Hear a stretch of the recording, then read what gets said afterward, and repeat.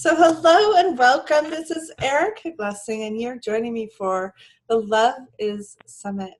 And this is something that I chose to create out of a desire to raise the love vibration on the entire planet. So, anytime you are impelled or compelled or kind of driven to share any of these interviews, I'd like to absolutely give you permission, blanketly, to share the interviews, because the people that have chosen to join me on this summit are so amazingly beautiful.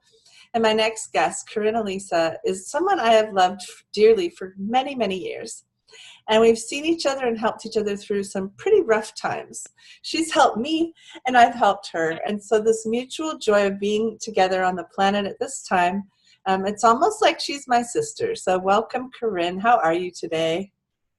Oh, thank you so much, Erica. Yes, we are like sisters. We are soul sisters. It's such a joy to be here with you today and everyone that's listening. So Kaarin teaches consciousness. She's done some beautiful classes on self-love and loving Yes. oneself. And she's done things about, shape and size of your body and loving yourself anyways. But one of her miraculous experiences was channeling messages from Jesus. And so we'll get to that in a little bit. But Kaarin, why don't you just share with us a little bit about, like, you know what I'm getting, which is really simple, but yet challenging. If we wake up in a bad, grumpy mood, like wrong side of the bed, how do we express love in our environment? Because you know how those days are when you wake up and you just kind of want to grump around. I do. Absolutely. I think every human on the planet knows those days. Right? Yeah. Well, there's something I teach in my Intuition is Your Birthright class that I think would be good to give people here. And it's a very small little mantra that's very easy to say, and it's like magic. If you say this mantra, and sometimes if you're in a bad enough mood, you may have to say it 100 times. No, not many. I'm just teasing. But you may have to say it several times for it to actually work. But it's very simple. It says, God is love. Let love flow. God is here. Let love flow. Love is here. Let love flow. 6 little lines, and you're saying love 5 times, you're saying God a few times. Now, some people don't like the word God, and so they'll say creator or source or something like that, and that's okay.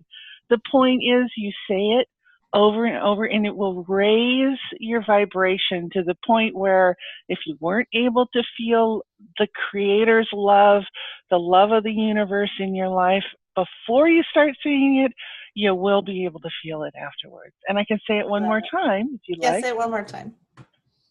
God is love. Let love flow. God is here. Let love flow. Love is here. Let love flow. Hmm. One of the messages that I got when I was working on this summit was this kind of, it was so much fun. It was like, love loves you no matter what. Like, love loves you Yes. if you're like having a bad day. Love loves you if you just bumped your toe and you're bleeding copiously. Love loves you when you have a headache. Or it was this huge, like, flow of information as it flooded into my consciousness of how it didn't matter, like that love was there for us no matter what. And one of the things I was listening to from Rika, who's someone that I like to listen to sometimes, she's like, once there's like a baby, like in a woman's stomach, like once the baby starts being formed, the universe and God start giving that baby love. Mm-hmm. Like, it doesn't Mm-hmm. have to deserve it. You know what I'm saying? Right, right. It's not about deserving, because we have this idea given to us by society, our parents, teachers, whoever.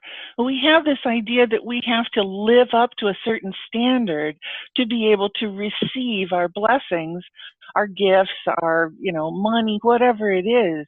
But in fact, the universe has no idea of that whatsoever. God loves you from the moment you are a spark in the eyes of the universe, even thinking about coming into a lifetime. So it's love is the basic energy of creation. It is the embodiment of God. It is the embodiment of all of our best self and best nature. And Wow. all you have to do is open up to it. That's That's it. just amazing to me. There's so many myths around this. I'm getting nudged from I'm getting nudges, so Okay. you know what that means. Yes, I do. So why don't you tell us, let's just first tease people a little bit. Why don't you tell us, like, without telling us about the book yet, but tell us a little bit about some of the messages that came through when you were channeling Jesus. Tell us a little bit about that. Like, tell us some of the messages that came in as you were doing that whole body of work. Oh my goodness, there's so much, and let's let me put some asterisks around this and say let's just talk about the love portion since this is the Love Is Summit, because I received all the information about Yeshua's life. I call him Yeshua. A lot of people do. That's his Hebrew name, but it is Jesus that we're talking about. This is the real Jesus, the one who actually walked on this planet, lived on this planet, and is still here, alive and well to this day, teaching anyone who wants to reach out to him to learn.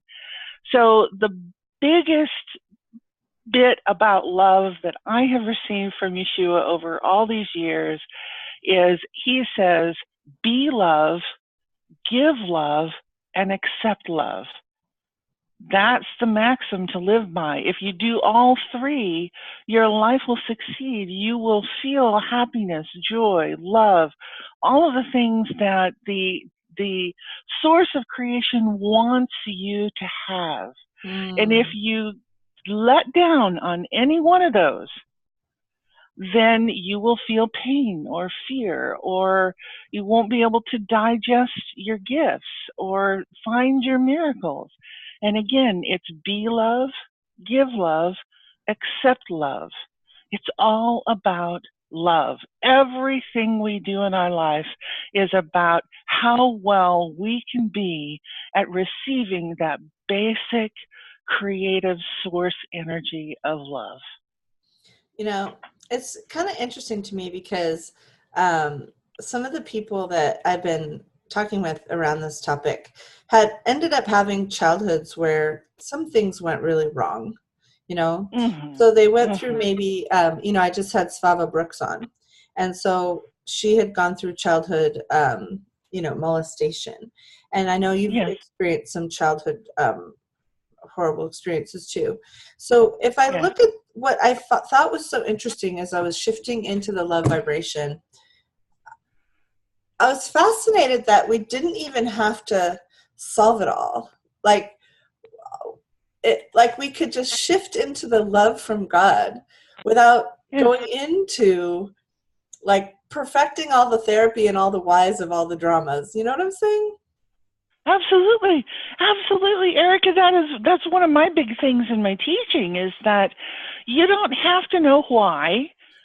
All you got to do is make the shift. Now, sometimes figuring out why will help us make a shift. Yeah. So it's not like, if you've done that, that's okay, not a problem, go for it. But you don't have to know why, and you don't have to solve all the problems of your life or the world to Well, be and able to shift. what I saw too when I was looking at this in a kind of a different light was that some people are pinched off from source. And so some people go to other people to try to get their source, right? And these people Right. have that kind of vampire or narcissistic tendencies. And so they Yes. Uh-huh. can't get source themselves. They just can't. They, for whatever reason, their source, they could, but they aren't. And so they find it easier to Right. go zap other people's joy. And That's so right. so if you happen to have been in a family, and a lot of the listeners, I'm guessing, are givers and healers and people who take care of other people, right? We're the change Yes. makers, like we're the lovers, we're the people on the planet that are bringing all this healing. And if you happen to be around like vampires and people who are just sucking you dry, what are some tools? What do you recommend? What's coming in for you to share with people? And I wanted to just let them know you can be loved and have love anyhow. Yes, absolutely. Right? Well, yeah. Well, one of the misconceptions that I find that people come to me with all the time is that if they're going to help or heal or be of service to somebody else, it has to come directly from their own energy, from their own uh, internal process or whatever. And believe me, that is so far from the truth. It's amazing because all you have to do is be open to the love of the universe, be channeling in to yourself the love of God, the love of source, the love of creation. That energy will do all the work for you.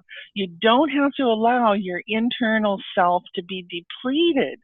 Too many people do that. Wow. So to help yourself stop from being depleted is to learn very quickly, as quickly as you can, how to allow that direct connection with the source energy and allow that to channel through you and out. Now, what you do, the secret is to bring it into your heart. Now, one of the things that Yeshua tells us is that the human heart is one of the most amazing, if not the most amazing thing in all of creation. He said it's more amazing than our brains. It's more amazing than anything that he Really? can see or has seen. The human heart has its own stem cells. It has its own memory cells. It Really? has its own mental cells. Yeah, it can mentally process memories. Your heart can do Wow. that. It is the organ that receives and channels love from source. Now, if Wow. we have emotions, a lot of people say something about love and they're thinking about emotions. Well, emotions come from the brain, not from the heart. We try and ascribe emotions to our heart, but the heart has nothing to do with emotions. That's the brain. So when you're feeling emotional about a product, you're stuck in your brain. Go to your heart. Let your heart open. Let the source of God energy come into it. And then whatever you do, you won't be depleted. Oh, that's so cool. It's beautiful. It, it's our basic right of life. We were given this beautiful human heart. And I'm not trying to talk down the brain. The brain is beautiful too. Our whole body is beautiful. It's a wonderful, magnificent creation. But learn about the heart. A lot of us think if we've been hurt, we've been betrayed, we've lost a lover, whatever, then our heart is damaged. Well, no. The heart is only damaged by what we think of ourselves, Wow. not what the heart receives. Because when you give the heart its basic food, which is the love of creation, the divine love source of energy, it's it's it's alive and it works for you, not against you. What was one of the things that he said in your body of work with him that surprised you the most? Oh goodness, that's a good question. It's well, when he talked about his life, one of the things that surprised me the most is just how amazingly human he really was. Wow. He lived a basic, not basic, but he lived a human life. It took him 28 years to learn the things that he learned. He studied, he made mistakes.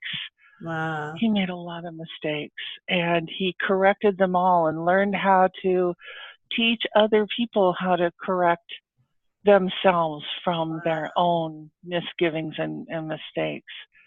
Wow. That was the biggest surprise to me.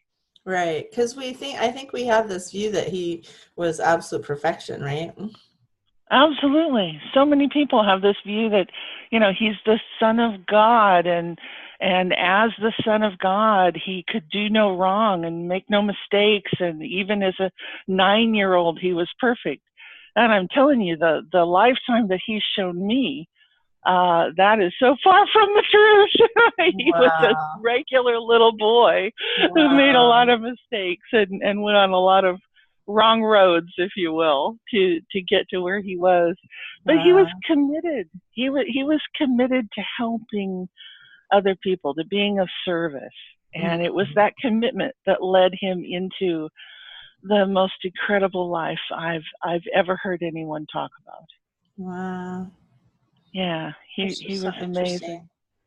Yeah, just absolutely. I can't even tell you how much it pleases me to have been able to be his author, to write his biography. Because everybody I know will find something of themselves in it. Mm.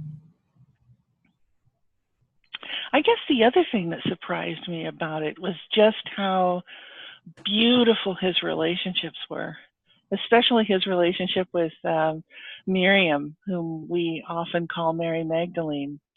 She was his love, his wife, the mother of his children, and he absolutely adored her, held her to be a peer, absolutely equal to himself. Mm. And they did a lot of work together. And so often she's relegated into, the sideline and relegated and talked about as a prostitute or a fallen woman. No, she was a high priestess. She had incredible Mm. power. There was equality in their home. I love that. That was beautiful too. As you're speaking, I definitely sense her energy. It was very queen-like. Very queen-like. She was very regal. Yeah. Um, One of the things I learned about her is that she was a descendant from Akhenaten and Nefertiti. So Mm. she was a descendant of Egyptian royalty, and she definitely carried herself in a royal manner. Wow. And she still does. When I talk to her out of body, she's one of the things she said to me one day was, Yeshua is like the roots of a great tree, moving his energy throughout humanity in a nurturing fashion. She says, I'm a sword of righteousness. I'm like, yes, girl, go for it. That is amazing. Yeah. Mm. He was or he is, I shouldn't say the was. When I say was, I'm talking about his physical lifetime, the Mm-hmm. part of him that was in physical, but he never died. He still is. He's more Mm. than 2,000 years old, and he's Mm. a magnificent person with a great sense of humor and a heart that you can't miss. If you Wow. open up to it, you can't miss it. You know when he's around you. So beautiful. Thank you so much, Corinne. I think you might want to share with our audience how they can find you and how they can find your books. Oh yes, great. And why This don't you this name it for us too? Oh, thank you. The second edition of the book came out just recently. It's a best-selling book on Amazon. It's called Journey of a Prophet. Jesus Tells His Story, and you can find it in Amazon and in some bookstores as well. And you can find me easy peasy at my website, KaarinAlisa.com. I love it. Thank you so much. Thanks for coming today. Thank you, Erica. It's been a joy.